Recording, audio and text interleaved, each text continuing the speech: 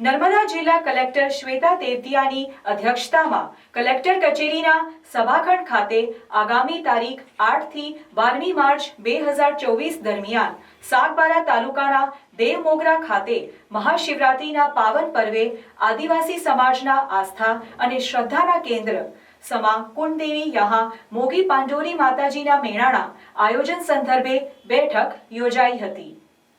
દેવમોગરા ખાતે મહાશિવરાત્રિના પર્વે યહાં મોગી માતાના મંદિરે આગામી તારીખ 8 થી 12મી માર્ચ દરમિયાન પરંપરાગત ભાતીગણ મેળો યોજાશે। મેળાના આયોજન સંદર્ભે જિલ્લા કલેક્ટરશ્રીની અધ્યક્ષતામાં સમીક્ષા બેઠક યોજાઈ। 5 દિવસીય ભાતીગણ મેળામાં ગુજરાત, મહારાષ્ટ્ર અને મધ્યપ્રદેશના લાખો શ્રદ્ધાળુઓ અને આદિવાસી સમુદાયના લોકો ઉત્સાહભેર ઉમટી પડે છે। નર્મદા જિલ્લા કલેક્ટર શ્વેતા તેરતિયાની અધ્યક્ષતામાં કલેક્ટર કચેરીના સભાખંડ ખાતે આગામી તારીખ 8મી થી 12મી માર્ચ 2024 દરમિયાન સાગબારા તાલુકાના દેવમોગરા ખાતે મહાશિવરાત્રિના પાવન પર્વે આદિવાસી સમાજના આસ્થા અને શ્રદ્ધાના કેન્દ્ર સમાકુંડ દેવી યહાં મોગી પાંડોરી માતાજીના મેળાના આયોજન સંદર્ભે બેઠક યોજાઈ હતી, જેના સુચારુ આયોજન અંગે તમામ પ્રકારની વ્યવસ્થાના ભાગરૂપે સંબંધિત વિભાગોને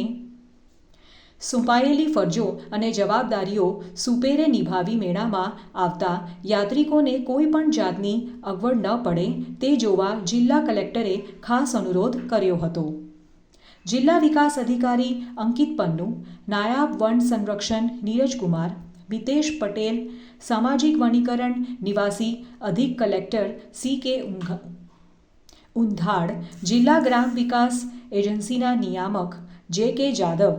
નાયબ માહિતી નિયામક અરવિંદ મચ્છાર, નાયબ પોલીસ અધિક્ષક સરવૈયા, વાણી દુધાત, ડેડિયાપાડાના પ્રાંત અધિકારી DR સંગાડા, ડેડિયાપાડા સાગબારાના મામલતદાર શૈલેષ નિઝામા સહિત સંબંધિત વિભાગના અમલીકરણ અધિકારીઓ તેમજ સાર્વજનિક દેવમોગરા માઈ મંદિર ટ્રસ્ટના પ્રમુખ શ્રી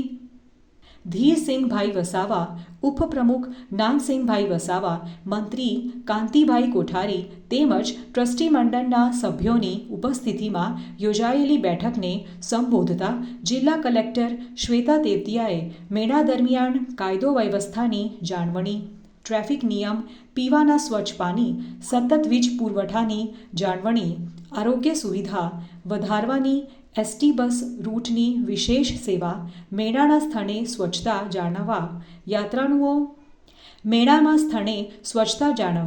યાત્રાળુઓ માટે સ્નાન સેનિટેશનની વ્યવસ્થા, CCTV કેમેરાની ગોઠવણી,